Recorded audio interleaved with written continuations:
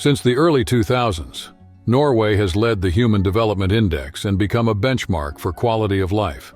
In 2009, the UN listed it among the best places to live. In 2007, the Global Peace Index named it the most peaceful.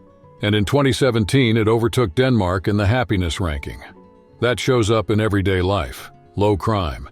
In 2014, there were only 2 incidents involving firearms, and rare confrontations between police and suspects. Innovation shows up in simple things: supermarkets with self-checkout lanes and a culinary contribution that went global: salmon sushi. Culture also produces good stories.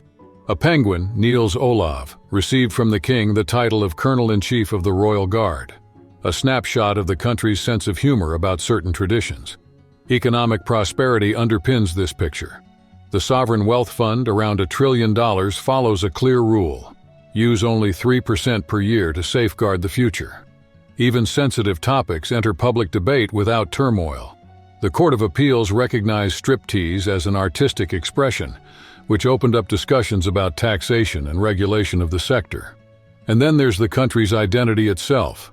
The name Norway likely comes from Old Norse Norveg, Northway. In the past, the country was called Noregur, until it reached the current form. Next, we'll connect these dots and see how they show up in everyday life, from the social system to the quirky stories that give the country its color. At the northern tip of Europe, Norway sits on the Scandinavian peninsula and carries a history that runs from Viking ships to the transformations of the 20th century. With about 5 million inhabitants, the country combines efficient infrastructure with an economy that doesn't depend on a single sector. Its athletes shine at the Winter Olympics, and that helps shape the image of a place built for the cold and for performance. But how did this spot on the map become a reference in so many ways?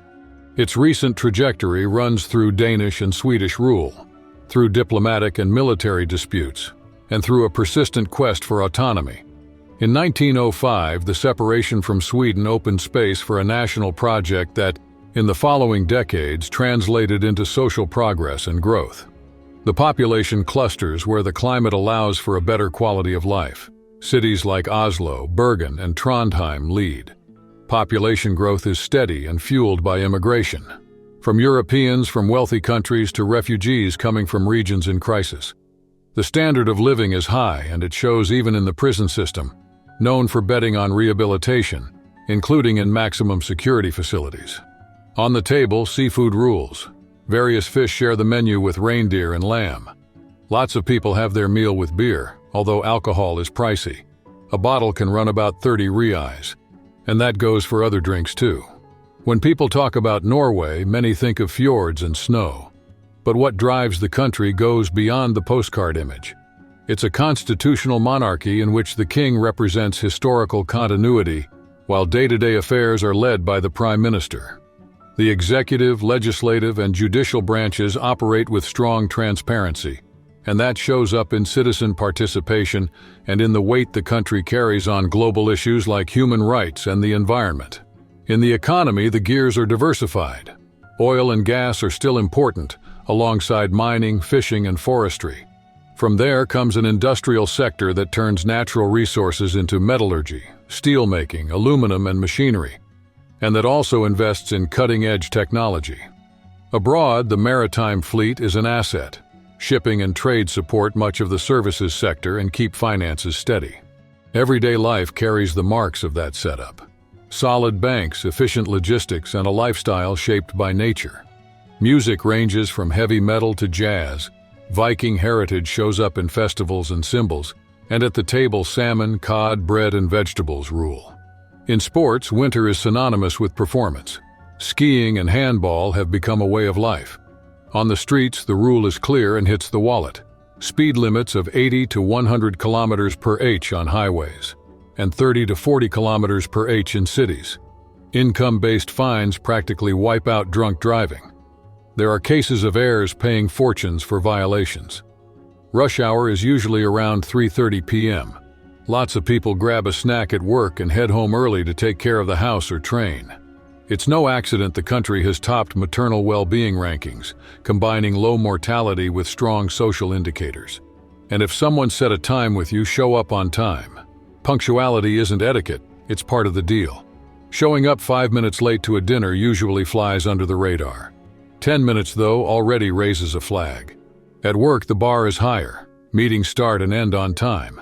Whoever's running them expects discipline, and that shows up in accounts from Norwegian executives.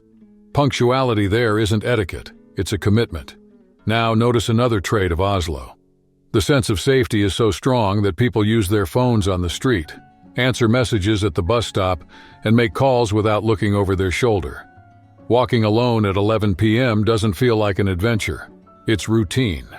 This calm, rare in many countries, is a calling card, and a reason that draws visitors and expats.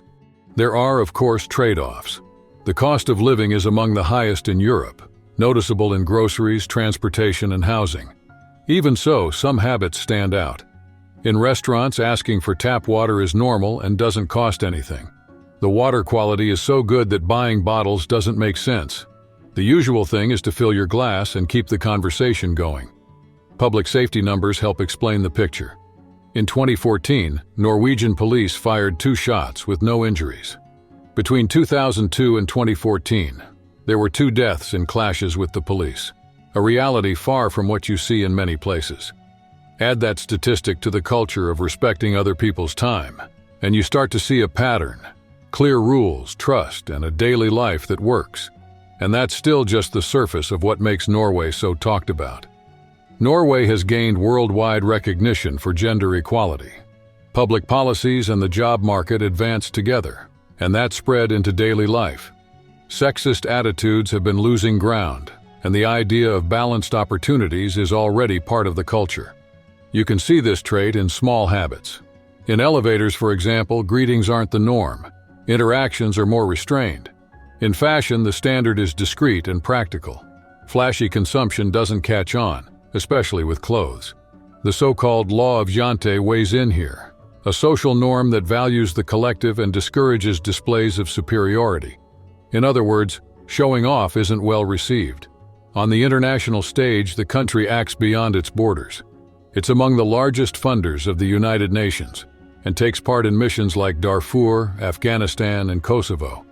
This presence ties into a tradition of cooperation. Norway played a key role in creating or strengthening institutions like the UN, the Nordic Council, NATO, and the Council of Europe. And it's also part of the European Economic Area, the WTO, and the OECD. There are also customs that catch visitors' attention. In many cities, during the polar night, the sun disappears for up to 2 months because of the Earth's tilt. The farther north you go, the longer the darkness. And even with the cold, it's common to see babies sleeping outside, in strollers parked on the sidewalk or in daycare courtyards. They're well bundled up, and the practice is seen as healthy. Want to explore more cultural differences that shape life over there? In the next part, we'll dive into daily life in the cities and how these values show up on the street, at work, and at home. Thanks for sticking with us this far. If you liked the chat about Norway, drop a like because it really helps the channel.